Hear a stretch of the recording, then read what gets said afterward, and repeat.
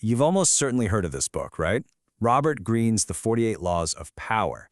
Man, this thing is divisive. For some people, it's like the ultimate guide to getting ahead in life. For others, it's basically a playbook for psychopaths. So let's just dive right in and figure out what all the fuss is about.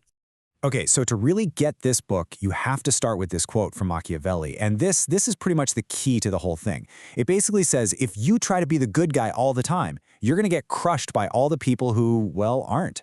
It's setting this totally amoral stage, saying, hey, the world isn't fair, so why should you play fair? And that's the ruthless philosophy we're talking about. So for the next couple of minutes, we're going to unpack the core ideas here. Let's think of it as a little trip into a worldview where power isn't good or bad. It's just a game with its own very specific rules.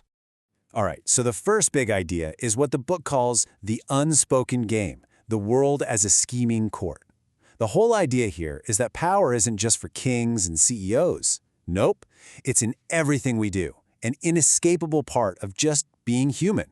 We're all in this game, whether we like it or not, whether we even know it or not. And to explain this, the book uses this one central metaphor. The world is just a giant royal court. And we're all courtiers trying to get an edge. Think about it. In your office, in your social life, you can't just go around being overtly aggressive, right? That's not how it works anymore. So everything becomes about subtlety, about these indirect moves and clever strategic plays. And that brings us to what the book calls the courtier's paradox, which is all about appearance versus reality. This is the real core of it, this constant, exhausting tension between how you act on the outside and what you're actually thinking and planning on the inside.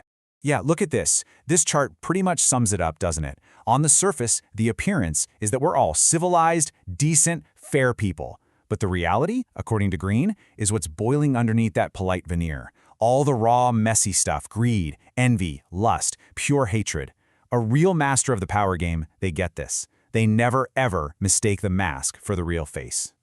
Okay, so let's get into the nitty-gritty and look at some of these laws in action. We'll start with what might be the most famous and maybe the most important one of all.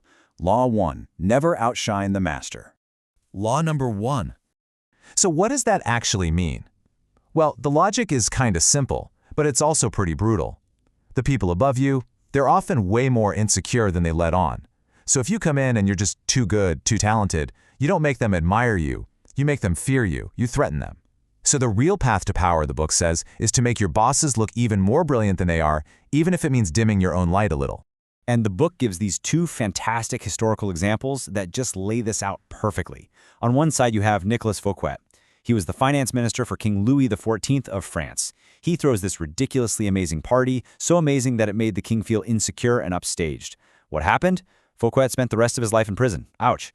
But then you have Galileo. He doesn't just discover Jupiter's moons. No, he names them after his patrons, the Medici family. He basically links their name to the stars, making them look eternal and powerful. The result? He gets a full salary and becomes the official court philosopher. See? Same game, totally different ways of playing it, with drastically different results.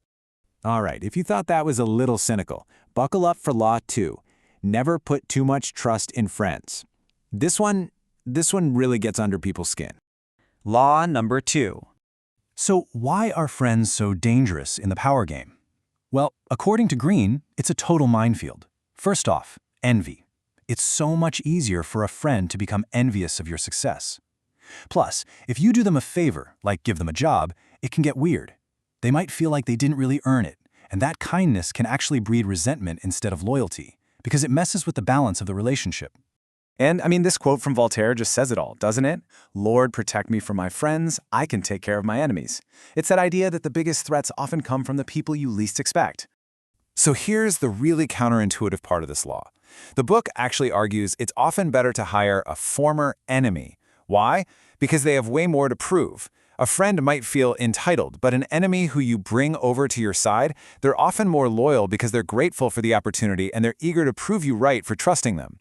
Okay, so it's really important to understand that these laws aren't just a random list of tactics. They're all part of a bigger philosophy, a kind of performance. It's about the art of indirection. To really play the game well, you have to adopt a whole new mindset. And the book's central lesson is this. Power is rarely about brute force. It's not about being the loudest or the strongest.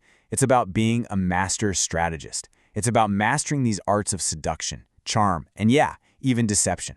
The goal is to outmaneuver your opponents so subtly that they don't even realize what happened until it's too late. So, how do you even begin to do that? Well, Greene boils it down to 3 absolutely foundational skills. First, you've got to master your emotions. Things like anger and love, they just cloud your judgment and get in the way of real power. Second, you have to play with appearances. Learn to wear different masks for different situations. Deception is a weapon. And third, and this one's huge, practice patience. It's called the supreme virtue for a reason. It stops you from making those dumb, impulsive mistakes and lets you wait for the perfect moment to act.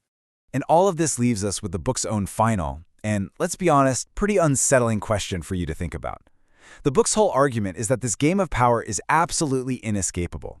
You can't opt out. So if that's true, what's the best move? Is it better to just deny the game is happening? Or to play it badly and constantly get burned? Or is it better to become a true artist of power? I'll leave you with that.